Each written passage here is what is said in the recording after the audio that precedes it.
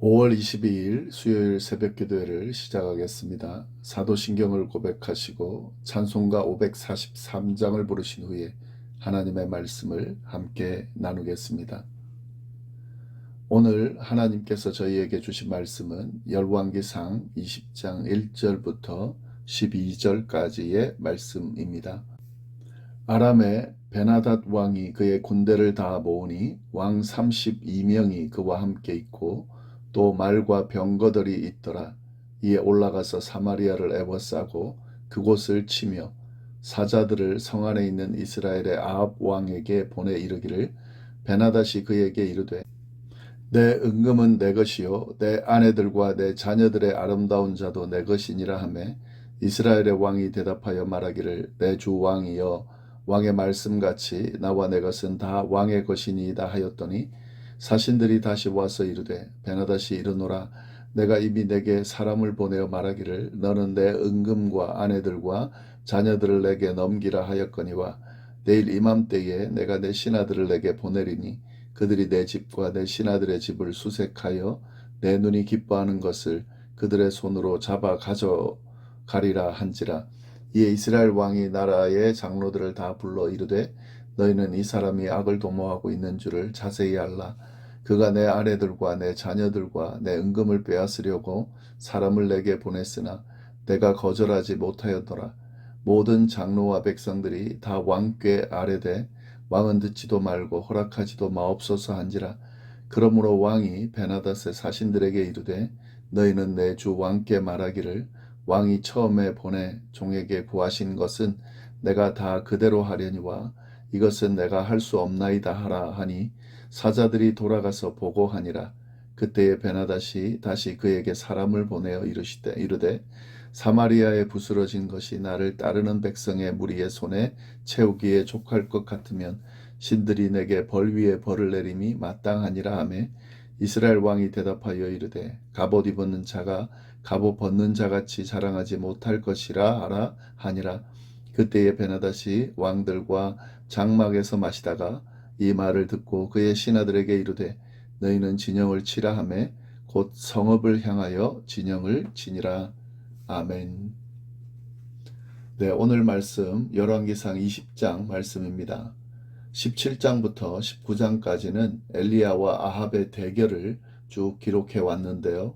20장에서는 엘리야에 대한 이야기를 잠깐 멈추고 아합 왕에게 일어난 일, 즉 이스라엘과 아람의 대결에 대한 이야기를 언급하고 있습니다.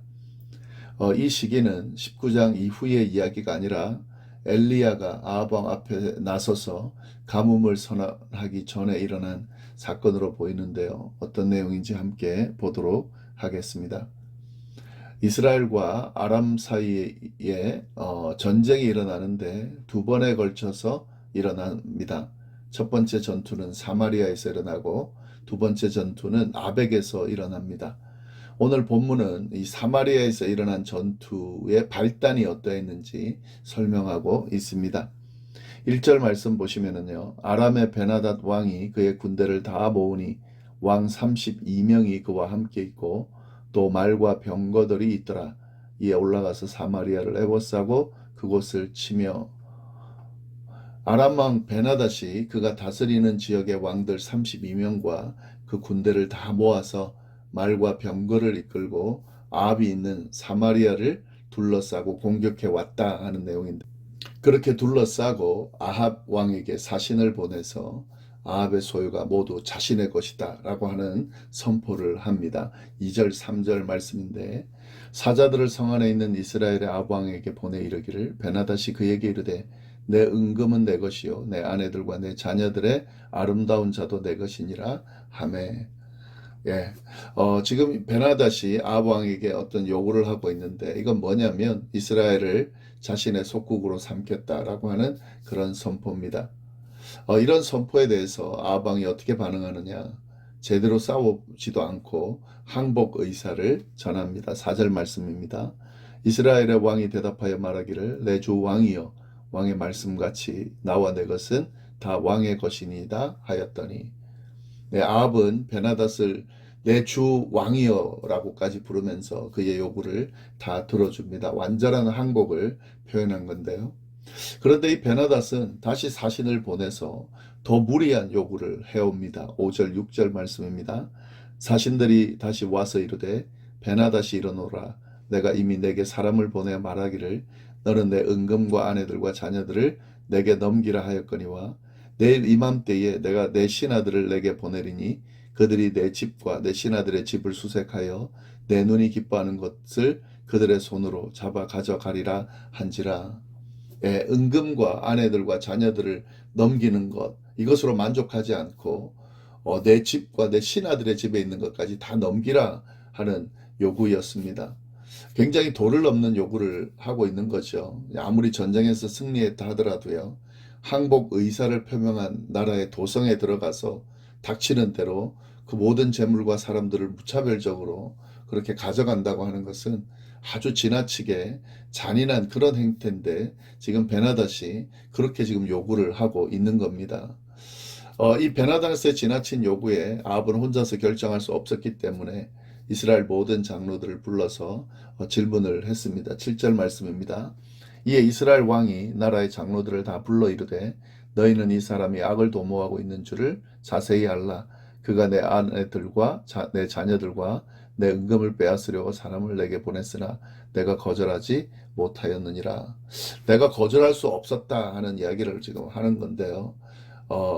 근데 지금 이 뉘앙스가 지금 내 아내들, 내 자녀들, 내 거, 내 은금 이건 다 빼앗아 간다고 한다는 것을 내가 거절할 수 없었다라고 지금 이야기를 하고 있는데 사실은 그 이상의 것, 신하들의 집과 소유까지 가져간다는 거죠. 근데 이 아합의 뉘앙스는요. 신하들의 집과 소유까지 가져간다고 해도 거절하기 힘들다라고 하는 그런 의미를 담고 지금 이야기를 하고 있습니다. 이 왕으로서 정말 무능력한 지금 이야기를 하고 있는데요. 당연히 장로들과 백성들은 그 요구를 들어줄 수가 없죠. 예, 그래서 거절을 합니다. 8절 9절 말씀인데요. 모든 장로와 백성들이 다 왕께 아뢰되 왕은 듣지도 말고 허락하지도 마옵소서 한지라. 그러므로 왕이 베나닷의 신하들에게 이르되 너희는 내 주 왕께 말하기를 왕이 처음에 보내 종에게 구하신 것은 내가 다 그대로 하려니와 이것은 내가 할 수 없나이다 하라 하니 사자들이 돌아가서 보고하니라. 예, 첫 번째 요구는 들어줄 수밖에 없다는 거죠. 지금 아합이 이 정도로 무기력합니다. 무능력합니다. 그러나 두 번째 요구는 이 장로들과 백성들이 단칼에 거절했기 때문에 요구를 들어줄 수 없다라고 하는 대답을 베나닷에게 보냅니다. 그런데 베나닷은 그들의 대답을 받아들일 수가 없겠죠, 당연히. 그래서 붕괴하면서 또 사신을 보냅니다. 10절 말씀입니다.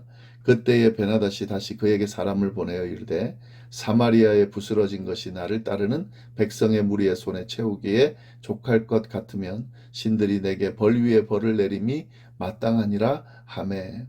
예, 무슨 말이냐면 사마리아를 완전히 멸망시키겠다라고 하는 말입니다. 그냥 두지 않겠다라고 하는 거죠.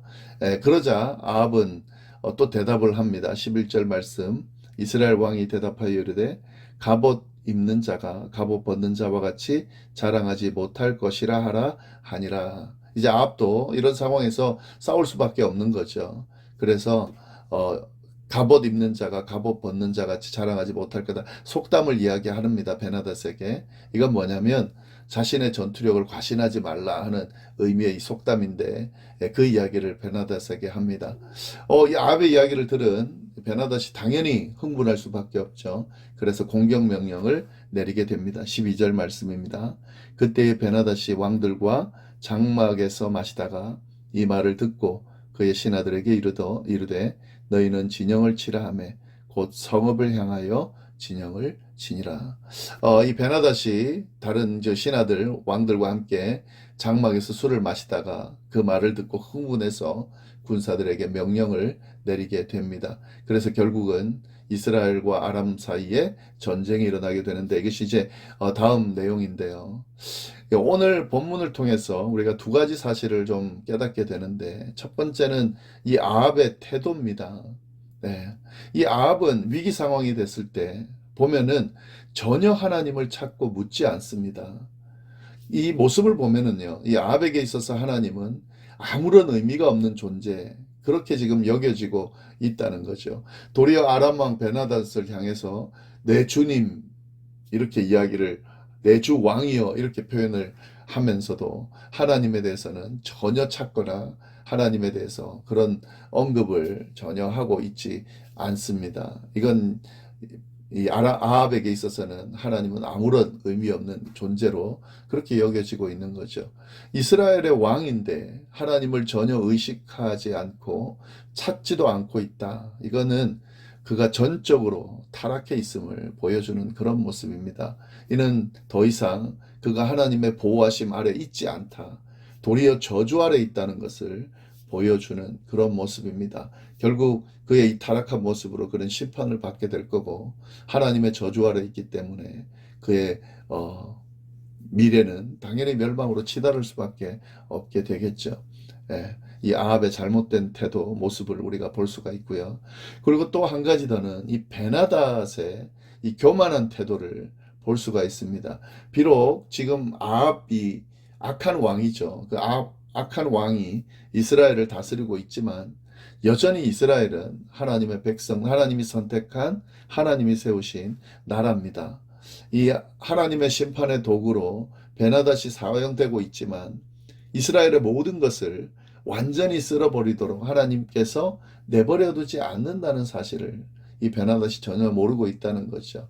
하나님은 당신의 백성들을 완전히 그렇게 아예 기회도 없이 그렇게 심판하고 쓸어버리는 분이 아닙니다. 잘못된 것들이 있으면 심판하고 분명히 징계하시지만 그것을 고쳐서라도 당신의 백성을 보호하고 이끄신다라고 하는 사실을 우리가 기억할 필요가 있습니다. 이 악한 아합의 통치 아래 있지만 여전히 이스라엘은 하나님의 백성들이고 하나님의 백성들이기 때문에 하나님이 이를 보호하시고 지키시고 전쟁을 승리로 이끌어 주신다 하는 사실을 우리가 오늘 말씀을 통해서 볼 수가 있습니다.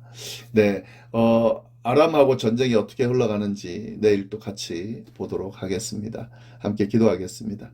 하나님 아버지 감사합니다. 귀한 말씀 또 주시고 그 말씀으로 오늘 하루를 살게 하시니 감사합니다. 이 말씀 잘 붙들고 오늘 하루도 어디에서 무엇을 하든지 승리하게 하시고 하나님의 은혜 가운데 머무는 삶이 되도록 주여 인도하여 주옵소서.